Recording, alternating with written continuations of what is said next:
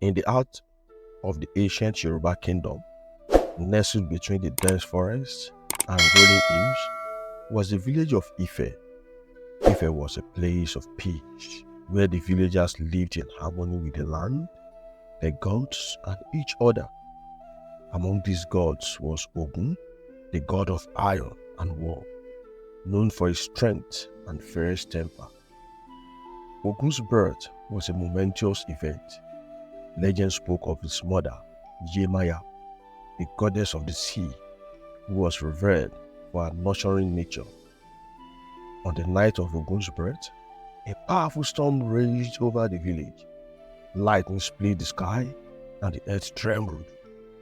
From the depth of the storm, Ògún emerged, his eyes burning with the fire of the forge, and his tiny fist already clenching invincible weapons. As a child, Ògún was different from the other children.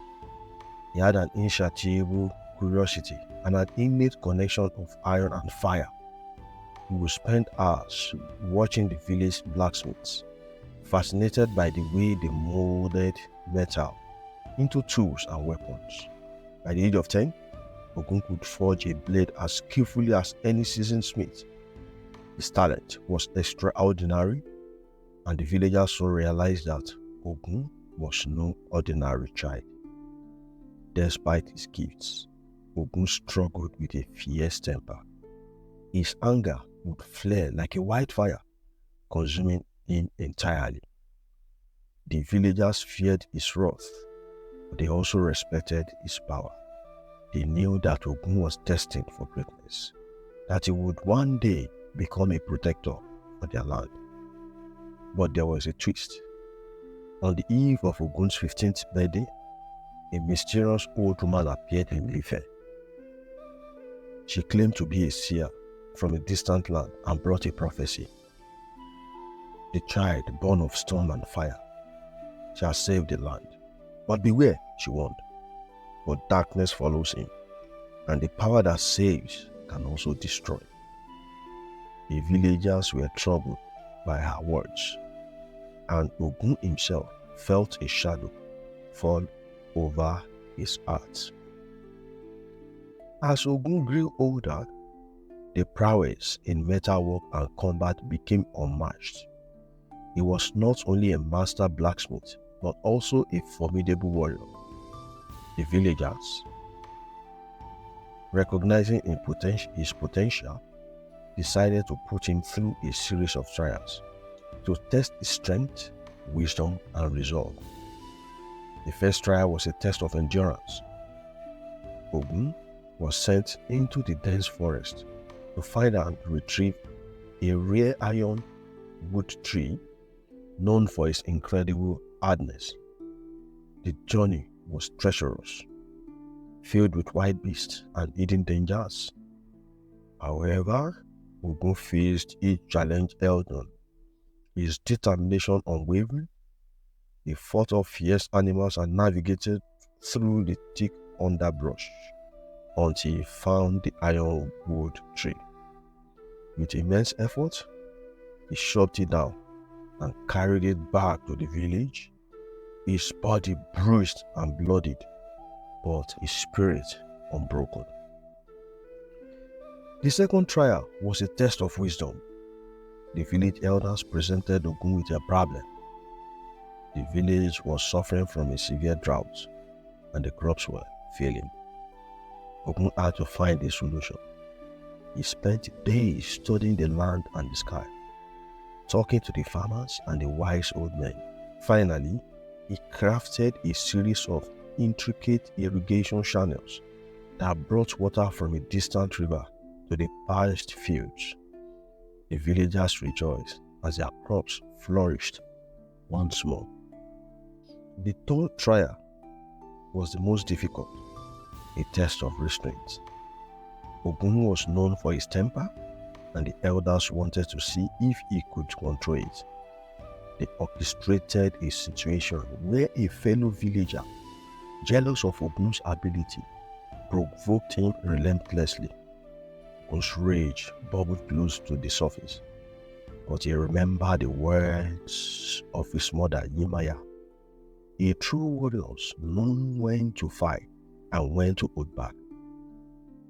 With great effort, Ògún swallowed his anger and walked away, proving that he was not just a warrior, but a wise and disciplined leader.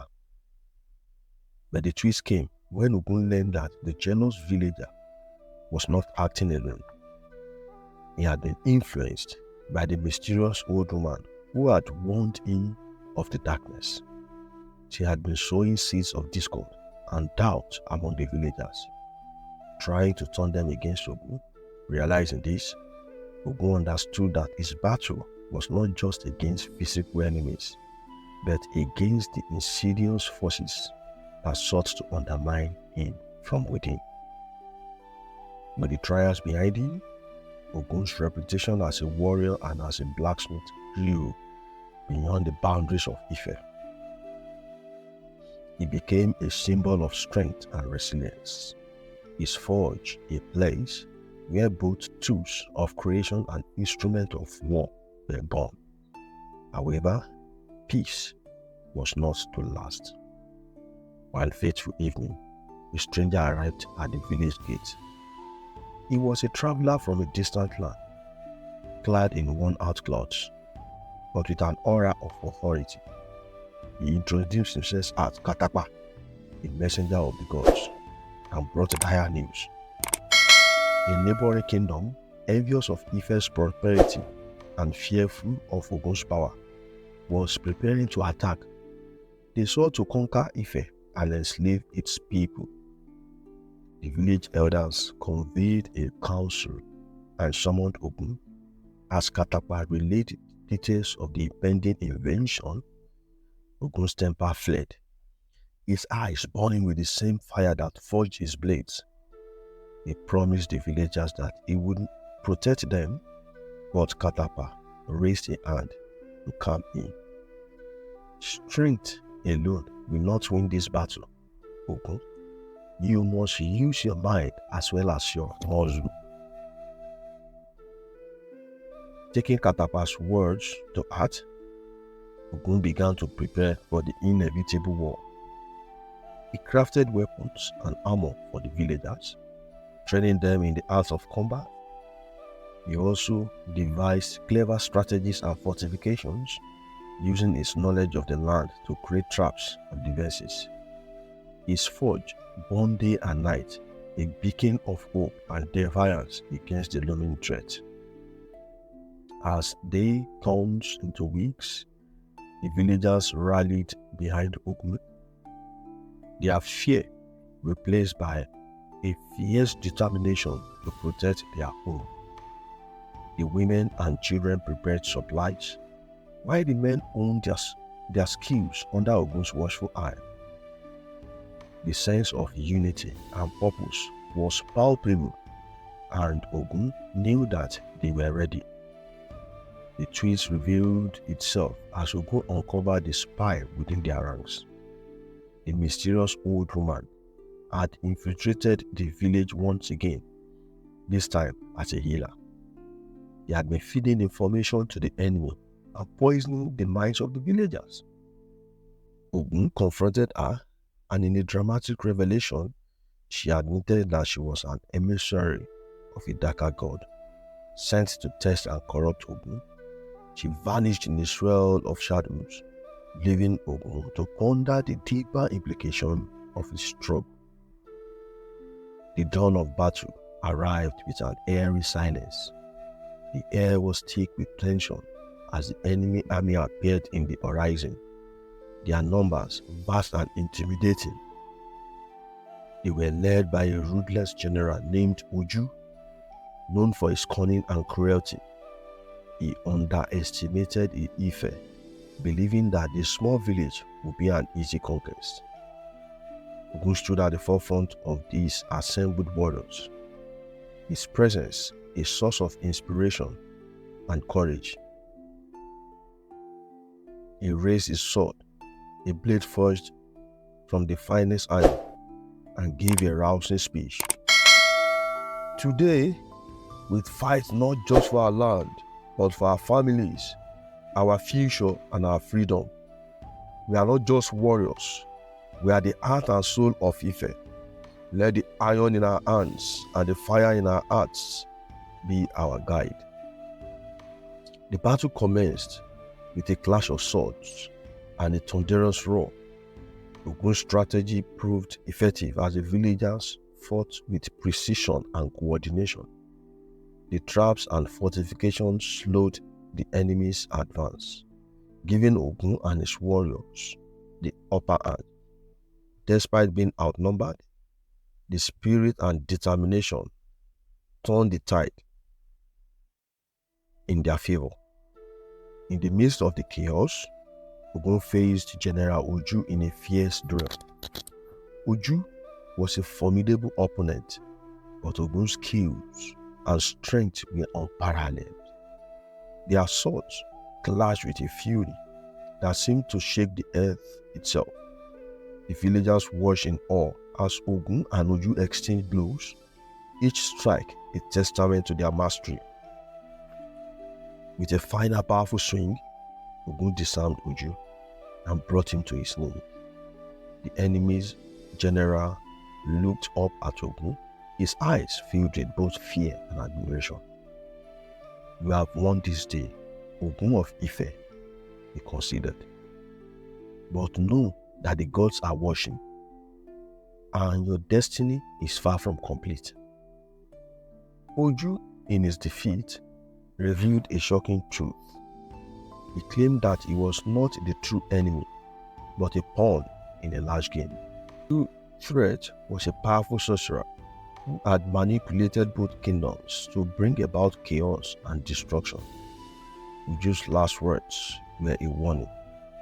The sorcerer seeks to awaken an ancient evil. You must stop him before it's too late. With the defeat of General Òjú and his army, peace returned to Ife. The villagers celebrated their victory, their hearts filled with gratitude for Ògún's leadership and bravery. Songs were sung, and tales of the battle were told around the fires at night. Ògún's legend grew, and he was hailed not as a warrior but as a wise and just leader. Ògún, however, remained humble. He knew that victory was not his alone, but the result of the unity and strength of his people. He continued to work at his forge, creating tools that helped rebuild the village and improve the lives of its inhabitants. Under his guidance, Ife flourished, becoming a beacon of prosperity and peace in the region. Despite the tranquility, Ògún never let his guard down. He understood that peace was fragile and could be shattered at any moment. He established a council of elders and warriors to govern the village, ensuring that everyone had a voice in its future. He also trained a new generation of warriors, imparting not only the skills of combat, but also the values of wisdom, restraint, and unity. His teachings emphasized that true strength lay not just in physical prowess, but in the integrity and spirit of the warrior. One day, as Ògún was working in his forge, a young boy named Ade approached him. Ade was the son of a fallen warrior and had shown great promise in his training. He was brave and eager to prove himself, but also headstrong and impulsive. "Master Ògún," Ade said, his eyes filled with determination, "I want to be like you. I want to protect our village and fight against any who threaten our peace." Ògún looked at the boy, seeing a reflection of his younger self. He smiled and placed a hand on Ade's shoulder. "Strength alone is not enough, Ade. You must also learn patience, wisdom, and the importance of unity. The path of a warrior is not an easy one, but it is a noble and honorable journey." The twist in this peaceful interlude came with the arrival of a mysterious figure, clothed in shadows. This figure, calling himself Kumi, claimed to be a wandering seer and brought with him news that shook the village. He spoke of strange disturbances in the land, of an ancient evil stirring in the dark corners of the world. He warned that the peace they enjoyed was but calm before a great storm.